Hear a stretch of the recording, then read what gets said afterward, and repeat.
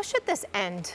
It should end with an independent arbitrator. That's how it should end. I know that's not how we do it now, how they do it in the NFL now, Stephen A., but the question is should. How should it end? The problem that the NFL winds up with in these instances is their judge, jury, and executioner.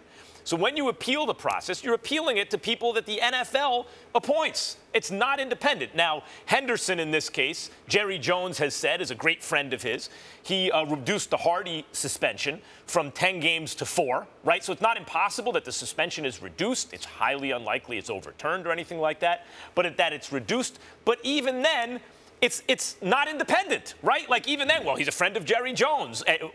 It doesn't make sense that the NFL operates this way.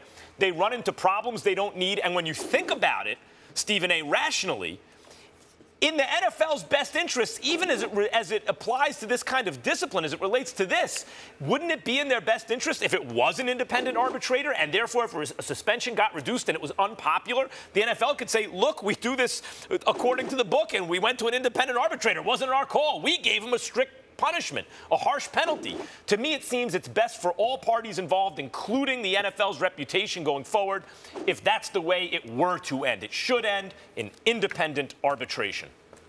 Well, you can say that. I disagree with you because that's power bestowed upon them via a collective bargaining agreement where the Players Association ultimately capitulated to those kind of situations. So as far as I'm concerned, if you have an opportunity to exercise as much power and influence as you can, who's going to give up that power? I don't know of anybody who would want to do it. If I'm the National Football League, I wouldn't want to do it. And the reason why I wouldn't want to do it is because I don't want somebody independently separated from both ourselves and the Players Association to come in, a special master per se that has existed via many, many collective bargaining agreements in the past. When something like that happens, the power is stripped from you, and essentially it's a negotiable thing. And if I'm the National Football League and my primary responsibility is to protect the shield, then I'm going to make sure every player, every coach, every owner, every executive knows that they're going to have to deal with us if you mess up, because in the end, it is our primary responsibility to protect the shield, no one else's. And so I look at it from that perspective, and I understand. I mean, when we talk about how should this end, I'm going to tell you how it should end. It should end with Ezekiel Elliott coming before the masses, whether it be the media or anybody else, emphatically proclaiming his innocence, telling you that he vehemently disagrees with the opinion and the decision on the part of the National Football League, but at the same time dragging this on is not beneficial to anyone. Therefore, I'm going to move on. Reluctantly, begrudgingly, as disgusted as I may be, this is bogus, but in the end, I'm going to accept it. If I'm innocent, that's what I would do if I'm Ezekiel Elliott. If I'm guilty, I shut the hell up. I let this appeal process go. Jeffrey Kessler, a master at getting money from the players, better than anybody that I know, because whether it's the NBA or the NFL, anytime something involves a players union, everyone calls Jeffrey Kessler, even though more than half the time it doesn't end up reaching a decision that he wants. But this man has gotten rich and dare I say famous by consistently being called upon by one Players Association executive after another to take over the helm of a particular player's plight. That's the way it goes. That's who he is. He's a master at doing that. If nothing else, it is what it is. That's the point. This is the point I made originally about it. You and I are on the same page about this. If Ezekiel Elliott is innocent, he must fight it as far as he can, because that's a terrible thing to be hanging over you if it's untrue. If he's guilty, he should take his punishment and move on. 100% correct, because he's getting off lightly, really, if he's in fact guilty.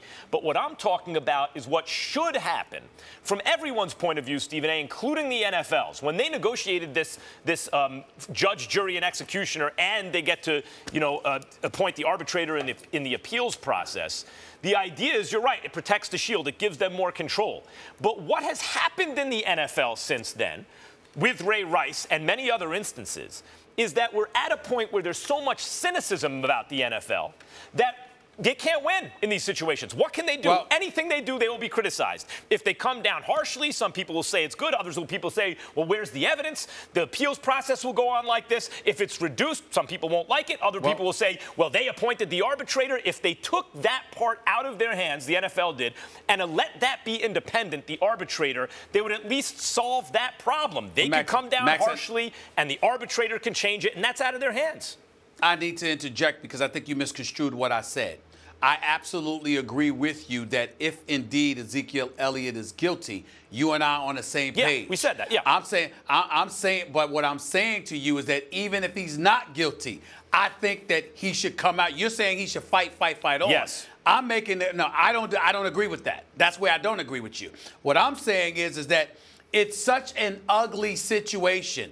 It gets to a point where, listen, you can fight until the cows come home. In the end, you haven't been arrested. You haven't been prosecuted. So the decision on the part of the NFL comes down to a court of public opinion based on the league's 160-page report against you, where there's 5 different incidences that took place between on July 17th, 19th, and 24 and 21 of 2016. The NFL has reached the conclusion that it's more probable than not that you are guilty. Now, you can fight that, but essentially, in the end, since they're judge, jury, and executioner, the bottom line is that you ain't going to change their mind about their suspension. So if that's the case, if you're talking about just fighting to make sure that the public understands that you are innocent or you believe you are innocent, I'm saying that gets accomplished by holding a press conference, standing in front of the masses, and emphatically proclaiming your innocence while at the same time saying, I'm not going to drag this on because we know they're judge, jury, and executioner, and I don't need to go through this process where this is dragged through the mud for months upon months at a time.